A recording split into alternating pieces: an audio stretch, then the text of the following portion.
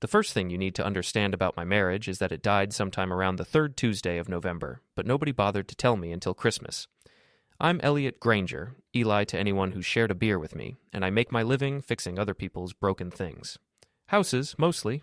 Plumbing, electrical, the occasional foundation crack that threatens to bring the whole structure down. Ironic, considering I couldn't see the cracks in my own foundation until they'd already split wide enough to drive a truck through. Sam, Samantha to her coworkers at Pinnacle Financial, had been acting strange for weeks. Not the usual kind of strange where she'd rearrange the living room furniture or decide we needed to eat more kale. This was different, colder. She'd sit at the kitchen table with her phone, typing furiously, then flip it face down whenever I walked into the room. The laugh that used to fill our house had been replaced by this hollow sound she made when she was on calls with her girlfriends. "You're being paranoid," I told myself while installing a new faucet for Mrs. Peterson down the street. "Marriage has its seasons. This is just winter." But winter in Maine doesn't usually involve your wife suddenly caring about her appearance like she's auditioning for a magazine cover. Sam started hitting the gym at 6 in the morning, buying clothes that cost more than my monthly truck payment, and scheduling girls' nights every Friday like clockwork. The real wake-up call came from Mrs. Rourke, our neighbor with the perfectly manicured lawn and the unfortunate habit of knowing everyone's business before they knew it themselves. I was checking our mailbox when she appeared beside me like smoke. "Eli, dear," she said, adjusting her reading glasses. "I hope you don't mind me saying, but I saw Samantha at Vintage Wine Bar last Thursday. She was with a man, very handsome, well-dressed. They seemed close." My stomach dropped, but I managed to keep my voice steady. Probably just a work thing. Sam's always schmoozing clients. Mrs. Rourke's smile was the kind that said she knew exactly what kind of work was being discussed over wine and candlelight. "Of course, dear. I'm sure that's all it was." That night, I watched Sam scroll through her phone while pretending to watch some reality show about housewives throwing drinks at each other. The blue light from her screen reflected off her wedding ring, the same ring I'd saved 3 months to buy, working double shifts and living on ramen noodles. "Hey," I said during a commercial break, "want to grab dinner tomorrow? That Italian place you like?" She didn't look up. "Can't. Heather's having a crisis. Girl emergency." "What kind of crisis?" "You wouldn't understand. It's complicated." Everything was complicated lately. Our conversations had become a series of deflections and half-truths, like trying to nail down smoke. Sam had always been the social butterfly in our relationship, the one who remembered birthdays and organized dinner parties, but now she guarded her social calendar like state secrets. The breaking point came when she announced I'd be attending her company's Christmas party. "It's important for appearances," she said, not looking up from her laptop. "Everyone brings their spouse." "Appearances?" I repeated. "Right, because God forbid anyone think you're married to a guy who works with his hands for a living." That got her attention. She looked up, and for a moment I saw something flicker across her face. Guilt, maybe, or annoyance at being called out. "Don't be ridiculous, Eli. I'm proud of what you do. It's just, this is a big deal for my career. I need everything to be perfect." Perfect. The word hung in the air between us like a challenge. I'd never been perfect, not by Sam's standards or anyone else's. I was the guy who fixed things when they broke, not the guy who prevented them from breaking in the first place. "Fine," I said. "I'll wear the good suit." She smiled then, the first genuine smile I'd seen in weeks. "Thank you. It means a lot." But as I watched her return to her laptop, typing away with renewed energy, I couldn't shake the feeling that I was being set up for something. Sam had always been smarter than me, college-educated, socially savvy, the kind of person who could navigate office politics like a chess master. If she wanted me at that party, it wasn't for my sparkling conversation or my ability to tie a Windsor knot. That night, after Sam had gone to bed, I sat in my workshop in the garage, surrounded by the tools of my trade. Wrenches, screwdrivers, levels. Everything had its purpose, its place. Unlike my marriage, which seemed to be falling apart despite my best efforts to hold it together. I picked up my phone and scrolled through our old photos. There was Sam laughing at something I'd said during our honeymoon in Bar Harbor. Sam in her wedding dress, looking at me like I was the only person in the world who mattered. Sam curled up next to me on the couch last Christmas, both of us slightly drunk on eggnog and possibility. When had that woman disappeared? And who was this stranger living in our house, sleeping in our bed, wearing her face? I was about to put the phone away when I noticed something. Sam's old iCloud account, the one she'd forgotten to change the password on after her phone upgrade last year. We used to share everything, calendars, photos, even our streaming accounts, but lately she'd been more protective of her digital life. My finger hovered over the account. This was crossing a line, invading her privacy in a way that would probably end our marriage if she found out.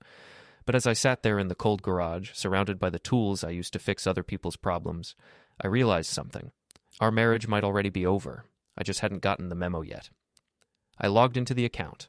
The first thing I saw was a group chat called Christmas Angels. Sam, her friend Heather, and someone named Tori from the office. The messages went back weeks, and as I scrolled through them, my world shifted on its axis. Sam, can't wait for Friday. Chad's taking me to that new place downtown. Heather, girl, you're playing with fire. What if Eli finds out?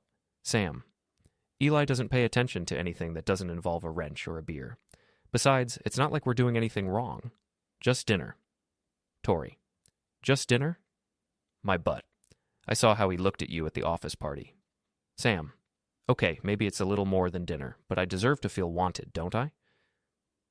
The messages continued, each one a small blade sliding between my ribs. Chad, I remembered him now. Chad Larkin, the golden boy from Sam's office. The guy who drove a BMW and wore suits that cost more than my monthly mortgage payment. The guy Sam had mentioned casually over dinner a few times, always with a little too much enthusiasm.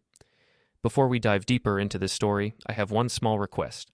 Please subscribe, drop a like, comment, and hit that hype button to boost this channel so more people can discover these incredible Reddit stories. I kept reading, my hands shaking as the full scope of Sam's deception revealed itself. The girls' nights were dates. The work emergencies were excuses to see Chad. The Christmas party wasn't about appearances. It was about showing off her perfect marriage while carrying on with her lover behind my back. The last message was from earlier that evening, sent while I was sitting 10 feet away in the living room. Sam, Eli's coming to the Christmas party. This could be fun.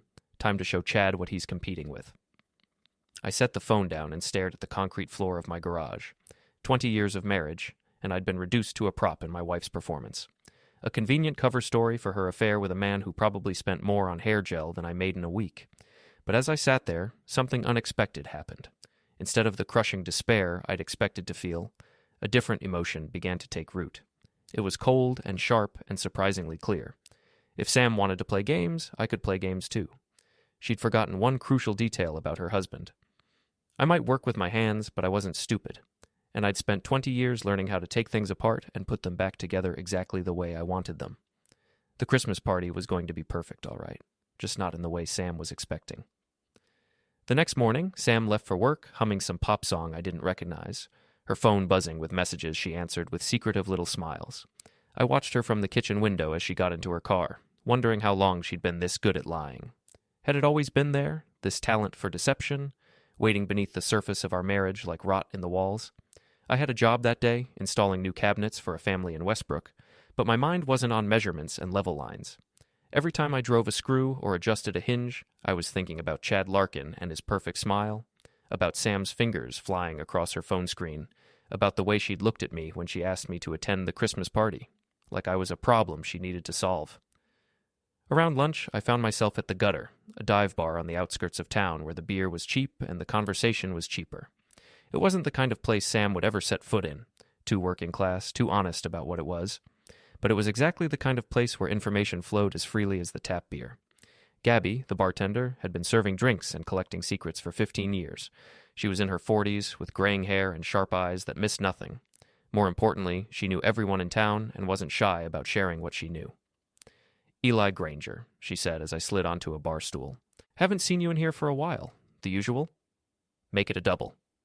She raised an eyebrow but poured the whiskey without comment. Rough day? You could say that. I took a sip and felt the burn spread through my chest. Gabby, you hear much about what goes on at Pinnacle Financial? The fancy money place? Some. Why? Just curious about my wife's work friends, especially a guy named Chad Larkin. Gabby's expression shifted, becoming more guarded. Chad Larkin. Yeah, I know that name. Pretty boy with the expensive car, right? Comes in here sometimes with his office buddies, acts like he's slumming it. What's the word on him? She leaned against the bar, studying my face. Eli, you sure you want to hear this? I'm sure. He's got a reputation. Serial dater, if you catch my meaning. Goes through women like tissues. Word is he's been sniffing around someone new lately, someone married. She paused, her eyes full of sympathy. I'm sorry, honey. The whiskey suddenly tasted like ash. How long has this been going on? Couple months, maybe more. People talk, you know? Especially when they see the same two people having cozy dinners at places where they think nobody knows them. My friend Mick chose that moment to walk through the door, his work boots caked with mud from whatever construction site he'd been working. He took one look at my face and the empty glass in front of me and slid onto the adjacent stool. "Who died?" he asked. "My marriage, apparently." Mick had known me since high school. We'd played football together, gotten drunk together, been best men at each other's weddings. If anyone was going to give it to me straight, it was him. "Sam?" he asked. I nodded. "Well, hell." He signaled Gabby for a beer. "You want to talk about it, or you want to get drunk and pretend it's not happening?" "Neither. I want to do something about it." That got his attention. Mick was used to me being the steady one, the guy who thought things through, who fixed problems with patience and careful planning. But there was something in my voice that made him sit up straighter. "What kind of something?" "The kind that makes them both regret they ever met." Gabby leaned in closer, her bartender instincts sensing drama. "You planning on doing anything stupid, Eli?" "No, I'm planning on doing something smart." I spent the rest of the afternoon at the gutter, nursing my drinks and listening to Mick and Gabby fill in the details of my wife's affair. It was worse than I'd thought. Sam and Chad hadn't just been seen together at restaurants, they'd been spotted at the movie theater, the art museum, even the farmer's market on Saturday mornings. They were acting like a couple, building a relationship while I was at home watching Netflix and wondering why my wife seemed so distant. The most infuriating part was how public it had been. Half the town knew about Sam's affair before I did. I was the classic clueless husband, the last to know, the butt of jokes I hadn't even heard yet. But as I listened to their stories, a plan began to form. Sam thought she was so clever, conducting her affair right under my nose. Chad thought he was untouchable, the golden boy who could have any woman he wanted. They were both about to learn that underestimating Eli Granger was a mistake they'd regret for a long time. "You know," I said to Gabby as I prepared to leave, "I think I might enjoy that Christmas party after all." She gave me a look that was equal parts concerned and curious. "Just remember, honey, revenge is a dish best served cold, but it can also give you indigestion if you're not careful." "Don't worry," I said, dropping money on the bar. "I've got a strong stomach." That evening, I went home to find Sam getting ready for another girls' night. She was wearing a new dress, black, form-fitting, definitely not something you'd wear to console a friend having a crisis. Her makeup was perfect, her hair styled like she was going to a photo shoot. "You look nice," I said from the bedroom doorway. She glanced at me in the mirror, and for just a moment, I saw guilt flicker across her face. "Thanks. Heather's really going through it with her divorce. I thought looking put together might help her feel better about herself." The lie rolled off her tongue so smoothly I almost admired the craftsmanship. Almost. "That's thoughtful of you. Where are you meeting her?" "That new wine bar downtown. You know, the one with the good reviews." The same place Mrs. Rourke had seen her with Chad. Sam wasn't even trying to be creative with her deception. "Have fun," I said. "Don't wait up for me. I've got some work to catch up on in the garage." After she left, trailing perfume and false promises, I returned to my workshop. But instead of working on cabinets or fixing broken appliances, I opened my laptop and began researching Chad Larkin. Social media made it easy. Chad was the kind of guy who documented his entire life online. Gym selfies, restaurant check-ins, photos of his BMW parked in front of expensive establishments. He was also the kind of guy who was careless with his privacy settings, which made finding information about him as simple as clicking through his public posts. I learned that Chad lived in a trendy condo downtown, drove a car that cost more than I made in 2 years, and had a pattern of dating women who were either married or in relationships.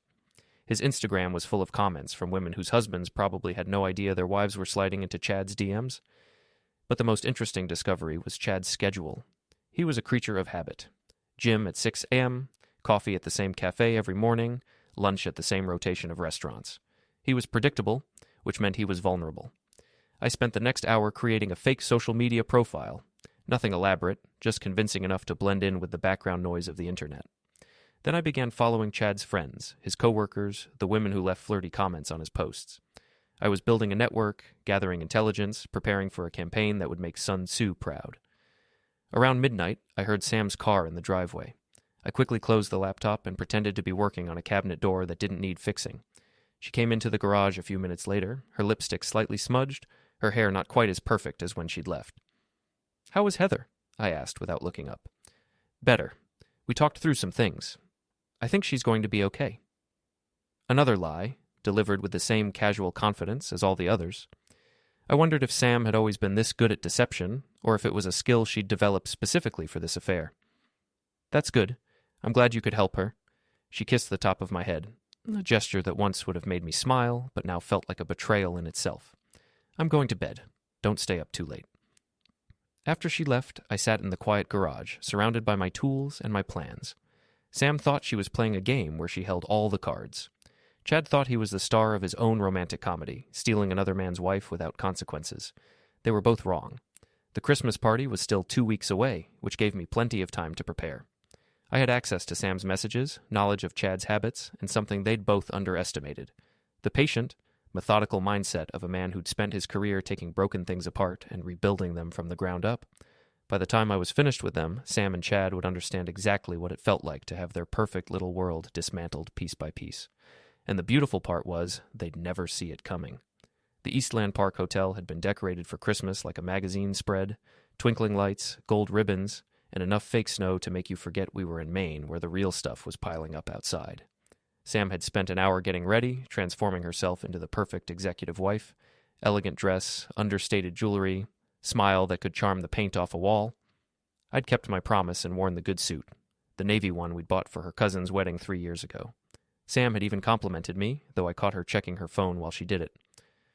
"You clean up nice," she'd said, straightening my tie with hands that smelled like expensive perfume.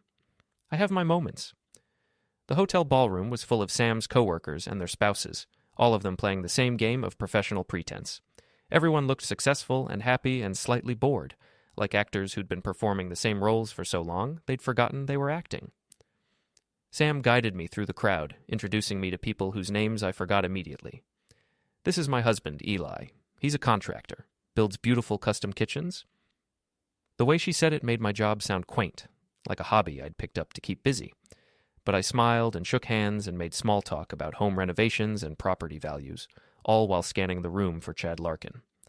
I spotted him near the bar, holding court with a group of younger employees who hung on his every word like he was dispensing wisdom instead of office gossip.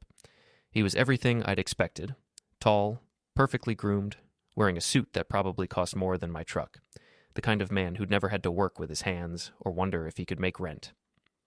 "There's Chad," Sam said, following my gaze. "I should introduce you." The casual way she said it made my skin crawl. This was her lover, the man she'd been sneaking around with for months, and she was going to introduce him to her husband like he was just another coworker. "Lead the way." Chad's smile was practiced and empty as Sam made the introductions. "Chad, this is my husband, Eli. Eli, Chad's one of our rising stars in sales." "Pleasure to meet you," Chad said, extending a hand that had never held anything heavier than a coffee cup. His grip was firm but soft, the handshake of a man who'd learned the gesture in business school. "Likewise, Sam talks about you all the time." That got a reaction, a slight tightening around Chad's eyes, a quick glance at Sam. "Good?" Let him wonder what she'd been telling me. "All good things, I hope," he said with a laugh that sounded forced. "Oh, absolutely. She says you're very close." The word hung in the air like smoke. Sam's smile faltered for just a moment, and Chad shifted uncomfortably. The group around him sensed the tension and began to drift away, leaving the three of us in an increasingly awkward triangle. "Well," Sam said brightly, "I should mingle. Eli, why don't you get yourself a drink?" "Chad, I wanted to ask you about the Morrison account." She was trying to separate us, to regain control of the situation, but I wasn't ready to let them off the hook yet. "Actually, I'd love to hear about Chad's work. What exactly do you do in sales?" For the next 10 minutes, I peppered Chad with questions about his job, his clients, his methods. I played the interested husband, the blue-collar guy who was fascinated by the world of high finance. Chad relaxed as he talked about himself, men like him always did, and began to let his guard down. "It's all about relationships," he was saying. "People don't buy products, they buy trust. You have to make them feel special, like they're the only client that matters." "Interesting. And does that approach work with all your relationships?" Another pause, another glance at Sam. "I'm sorry?" "Your client relationships. Do you find that personal attention works across the board?" "Oh, yes, definitely. Personal touch is everything in this business." Sam had been growing more agitated throughout the conversation, checking her phone and scanning the room like she was looking for an escape route, Finally, she couldn't take it anymore. "Eli, I see Jennifer from accounting. I should go say hello." "Of course. Chad, it was enlightening talking with you." As Sam dragged me away, I caught Chad watching us with an expression I couldn't quite read. Concern, maybe, or calculation. "What was that about?" Sam hissed once we were out of earshot. "What was what about? I was just making conversation." "You were interrogating him." "Was I? I thought I was being friendly. Isn't that what you wanted? For me to make a good impression?" She studied my face, looking for signs of suspicion or anger. But I'd had weeks to prepare for this moment, and my expression gave nothing away. "Just try to relax, okay? Have a drink. Enjoy yourself." I had several drinks over the next hour, playing the role of the dutiful husband while keeping one eye on Sam and Chad. They were being careful not to spend too much time together, but I caught the glances, the brief touches, the way they found excuses to be near each other. Around 10 o'clock, the official party began to wind down. The older executives started making their exits, and the crowd thinned to mostly younger employees looking to continue the celebration elsewhere. That's when Sam made her move. "I'm going to freshen up," she told me, heading toward the restrooms near the hotel lobby. 5 minutes later, Chad excused himself from his group and headed in the same direction. I waited another minute, then followed. The hotel's layout worked in my favor. Long corridors with multiple turns that provided plenty of cover. I found them in an alcove near the elevators, standing closer together than any co-workers should. Sam's hand was on Chad's chest, and he was whispering something that made her laugh. I pulled out my phone and started recording. "This is risky," Sam was saying. "Eli's here, and people are watching." "So? Let them watch. I'm tired of sneaking around like we're doing something wrong." "We are doing something wrong, Chad. I'm married." "Oh, to a guy who doesn't appreciate you. When was the last time he looked at you the way I do?" It was a good line, delivered with practiced sincerity. I had to give Chad credit. He knew how to work his audience. "After tonight," Sam said, "things are going to have to change. I can't keep lying to him." "Then don't. Leave him. We could be good together, Sam. Really good." They kissed then, and I kept recording. When they broke apart, Sam was smiling like a teenager with her first crush. "Room 412, Chad whispered. "Give me 10 minutes, then come up." My wife nodded and watched her lover walk away. Then she turned back toward the ballroom, composing herself, preparing to return to the party and continue the charade. I was waiting for her when she rounded the corner. "There you are," I said. "I was wondering where you'd gotten to." The guilty flush that spread across her face was almost worth the months of deception. Almost. "Just needed some air. It's stuffy in there." "Find what you were looking for." "What?" "Air. Did you find some air?" "Oh, yes. Much better now." We returned to the party together, Sam chattering nervously about the decorations and the food and anything else that might fill the silence between us. I nodded and smiled and played my part, all while the video on my phone burned like a coal in my pocket. The party officially ended at 11, but a group of the younger employees had decided to continue the celebration in Chad's hotel suite. Sam suggested we go home. "It's been a long night, and you have work tomorrow," but I insisted we stay. "Come on," I said. "When's the next time we'll get to party with your work friends? Besides, I'm just getting to know everyone." Sam couldn't argue without seeming rude, so we joined the group heading to the elevators. Chad was already upstairs, playing host to anyone who wanted to keep drinking. The suite was impressive. Living room, bedroom, wet bar, and a view of the city that probably cost more per night than I made in a week. Chad had changed out of his suit jacket and tie, trying to project casual confidence, but I could see the tension in his shoulders when Sam and I walked in together. "Eli, glad you could make it. What can I get you to drink?" "Whatever you're having." He poured 2 glasses of whiskey, expensive stuff that went down smooth and hit hard. We stood by the window, looking out at the city lights, 2 men who were about to become enemies making small talk about the weather. "Hell of a view," I said. "One of the perks of the job? The company keeps this suite for entertaining clients." "And is that what this is? Entertainment?" Chad's smile slipped a fraction. "Just a way to unwind after a big company event. Build team morale." "Team morale. Right." Across the room, Sam was talking with Heather and Tori, but I could feel her watching us. The other party guests were getting louder as the alcohol flowed, but there was an undercurrent of tension that seemed to center on our little triangle. I excused myself to use the bathroom, but instead of heading down the hall, I ducked into the suite's bedroom. Chad's phone was charging on the nightstand. Expensive, latest model, probably full of incriminating messages. I didn't have time to crack his passcode, but I didn't need to. I had everything I needed already. What I did instead was plant a small device behind the headboard, a wireless camera I'd bought online and modified for my purposes. It was about the size of a button, nearly invisible unless you knew where to look, and it would stream everything directly to my phone. When I returned to the party, Chad was standing by the bar, his eyes scanning the room with the paranoid intensity of a man who knew he was being hunted but couldn't see the hunter. "Everything okay?" I asked, rejoining him by the window. "Fine, just making sure everyone's having a good time." "Oh, I think we all are. This is exactly the kind of night people remember." The party continued for another hour, with people gradually drifting away until only a core group remained. Sam kept checking her watch and shooting meaningful glances at Chad, clearly waiting for the right moment to make her exit. Finally, she approached me with a yawn that looked rehearsed. "I'm exhausted. Ready to head home?" "Actually, I'm having a great time. You go ahead. I'll catch a ride with someone else." The panic that flashed across her face was beautiful. This wasn't part of her plan. She was supposed to leave with me, wait for me to fall asleep, then sneak back to the hotel for her rendezvous with Chad. "Are you sure? It's late, and you have that job in South Portland tomorrow." "I'm sure. You look tired. Go home, get some rest." Sam hesitated, clearly torn between maintaining appearances and abandoning her plan. Finally, social pressure won out. "Okay, but don't stay too late."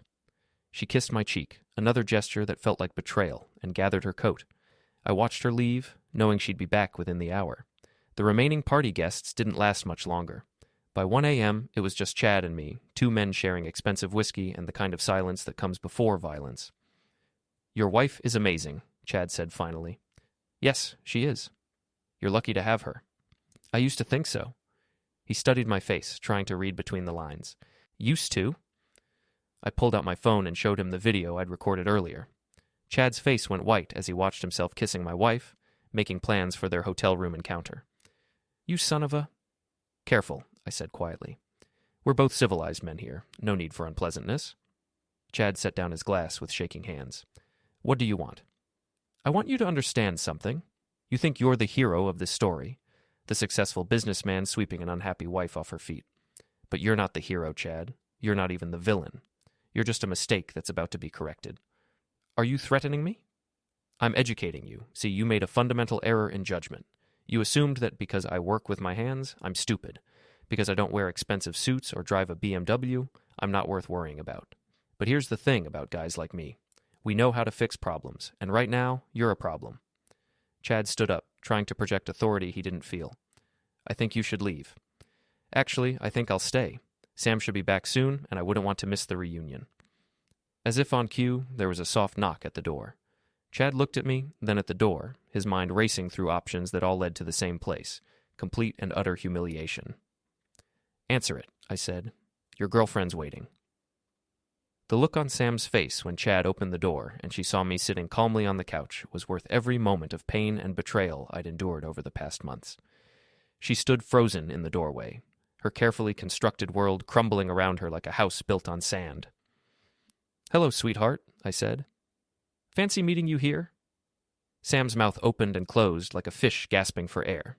She looked from me to Chad and back again, her mind scrambling for an explanation that might salvage the situation. But there was no explanation that would work, no lie smooth enough to cover this level of deception. "Eli, I can explain—" "Can you? Because I'd love to hear how you explain sneaking back to your lover's hotel room after lying to your husband's face." Chad stepped forward, trying to play the protector. "Look, this isn't what it looks like." I laughed, a sound with no humor in it. "Really? Because it looks like my wife is having an affair with a narcissistic pretty boy who thinks expensive suits make him untouchable. But please tell me what it really is." "We never meant for this to happen," Sam said, finally finding her voice. "It just developed naturally. We have a connection." "A connection? How romantic." I stood up and walked to the window, looking out at the city lights. "Tell me, Sam, when did you decide our marriage was over? Was it before or after you started sneaking around with Chad here?" "Our marriage has been over for years, Eli. We both know that." I turned to face her, and she must have seen something in my expression that made her take a step back. "Do we?" "Because I thought we were just going through a rough patch. I thought we were still trying to make it work. But apparently you'd already moved on to your upgrade." Chad's face flushed red. "You don't have to insult me to make your point." "Insult you? Chad, I haven't even started on you yet." I pulled out my phone and showed them both the video. but I think this speaks for itself. Sam's face went pale. You recorded us? I documented my wife's affair. Seemed like the responsible thing to do, considering I might need evidence for the divorce proceedings. The word divorce hit Sam like a physical blow. For all her planning and scheming, she hadn't thought that far ahead. She'd been living in a fantasy where she could have both her stable marriage and her exciting affair, never considering that actions have consequences. Eli, please, we can work this out. We can go to counseling, try to fix things. Fix things? I laughed again. Sam, you've been lying to me for months. You've been sleeping with another man, making plans behind my back, treating me like an inconvenience in your own personal romance novel. What exactly do you think we're going to fix? Chad cleared his throat, trying to regain some control of the situation. Maybe we should all take a step back. Everyone's emotional right now. You're right, I said. I am emotional. I'm angry that my wife chose to betray 20 years of marriage instead of having an honest conversation about our problems. I'm disgusted that she chose to do it with someone who was too cowardly to approach me man to man. And I'm disappointed that I wasted so much time trying to save something that was already gone. I moved toward the door, then paused. But you know what I'm not? I'm not surprised. Deep down, I think I knew this was coming. Sam's always been too good for me, too ambitious, too hungry for something I couldn't give her. And you, Chad, you're exactly the kind of man she deserves. Shallow, selfish, and completely without honor. That's enough, Sam said, her voice shaking with anger or fear or both. You don't get to stand there and judge us. Actually, I do. I'm the injured party here, remember? The husband who was faithful while his wife was out playing games with her coworker. I get to judge you all I want. I opened the door and stepped into the hallway. Enjoy your connection, you two. I hope it's everything you dreamed it would be. The elevator ride down felt like the longest of my life. 20 years of marriage ended in a hotel suite with an audience of 2 people who couldn't even look me in the eye. But as the floors ticked by, I realized something surprising. I felt lighter than I had in months. The uncertainty was over. The wondering and suspecting and second-guessing myself, all of it was finished. I drove home through empty streets, past houses where other couples were sleeping peacefully in their beds, probably taking their marriages for granted the way I once had. The irony wasn't lost on me. I'd spent my career fixing other people's homes while my own fell apart around me. But this wasn't the end of the story. It was just the end of the first act. I spent the next week making preparations. I consulted with a divorce attorney, a sharp woman named Patricia Mills, who specialized in cases involving infidelity. I opened my own bank account and began separating our finances. I changed the locks on the house and had Sam's belongings packed and ready for pickup. Most importantly, I began implementing the second phase of my plan. Chad thought he'd won. He thought he'd stolen another man's wife and gotten away with it. But Chad had made the same mistake Sam had. He'd underestimated me. I started small. Anonymous emails to his boss, detailing Chad's habit of using company resources for personal entertainment. Photos of his BMW parked in handicapped spaces. Reports to the IRS about the expensive lifestyle that didn't quite match his reported income. Each action was carefully calculated, designed to create maximum disruption with minimal risk. I wasn't interested in breaking the law, just in making Chad's life as complicated as he'd made mine. The beauty of it was that Chad never saw it coming. He was too busy playing house with Sam to notice the walls closing in around him. His boss started asking uncomfortable questions about his expense reports. The city began issuing parking tickets for violations he swore he hadn't committed. His credit score mysteriously dropped, making it harder to maintain the lifestyle that had attracted Sam in the first place. Sam, meanwhile, had moved into Chad's condo, playing the role of the liberated woman who'd finally found true love. She called me several times, alternating between apologies and accusations, but I didn't answer. There was nothing left to say. The divorce proceedings were swift and brutal. Sam had expected me to fight for half of everything, to make the process as painful as possible. Instead, I gave her most of what she wanted. The house, the savings account, even her car. The only thing I kept was my dignity and the satisfaction of knowing that her new life was about to become very complicated. Because Chad's problems were just beginning. The IRS audit came first, a thorough examination of 3 years' worth of tax returns that revealed several interesting discrepancies. Then came the investigation by his company's ethics committee, triggered by anonymous complaints about his conduct with married female clients. But the real masterpiece was the social media campaign. Using the fake profiles I'd created, I began sharing Chad's story across multiple platforms. Not lies. I didn't need to lie. Just the truth, presented in the most unflattering light possible. Photos of him with various married women, screenshots of flirty messages he'd sent to clients' wives, A detailed timeline of his relationship with Sam, complete with dates and locations. The internet is a powerful tool when used properly. Within days, Chad's reputation was in ruins. His clients began requesting new account representatives. His coworkers started avoiding him in the hallways. His social media followers dropped by the hundreds as people distanced themselves from the scandal. Sam tried to defend him, of course. She posted long, rambling messages about true love and following your heart and not judging people for their choices. But the court of public opinion is rarely swayed by romantic rhetoric, especially when it comes at the expense of a 20-year marriage. The final blow came when Chad's company decided he'd become too much of a liability. They couldn't fire him for his personal life, but they could make his professional life unbearable. He was passed over for promotions, assigned to the worst accounts, excluded from important meetings. Within 6 months, he'd resigned and left town, taking Sam with him. I heard through the grapevine that they'd moved to Florida, where Chad was working for a much smaller firm at a fraction of his previous salary. Sam had taken a job as a receptionist, a far cry from her executive position at Pinnacle Financial. The last message I received from her was a text sent late one night from her new number. "I hope you're happy now." I was, actually. Not because they were suffering, though I'd be lying if I said that didn't provide some satisfaction, but because I'd proven something to myself. I wasn't the weak, passive victim they'd taken me for. I was a man who could take action when necessary, who could protect himself when threatened, who could fight back when betrayed. 6 months after the divorce was finalized, I sold the house and bought a small place on the coast. I expanded my business, taking on bigger projects and charging what my work was actually worth. I started dating again. Nothing serious. Just dinner and conversation with women who appreciated honesty and weren't looking for upgrades. Sometimes, late at night, I'd think about Sam and Chad and wonder if they'd learned anything from their experience. Probably not. People like them rarely do, and they'd probably convince themselves that they were the victims, that I was the villain who'd destroyed their happiness out of spite. But I knew the truth. I'd simply given them exactly what they'd asked for, a life together, free from the inconvenience of my presence. The fact that it hadn't turned out to be the fairy tale they'd imagined wasn't my problem. I'd kept my promise to myself. I'd made them both regret they'd ever met. And I'd done it without breaking a single law or compromising my own integrity. In the end, that was worth more than any marriage built on lies and deception. I'd lost a wife, but I'd found something more valuable, the knowledge that I was stronger than I'd ever imagined, and that sometimes the best revenge is simply letting people face the consequences of their own choices.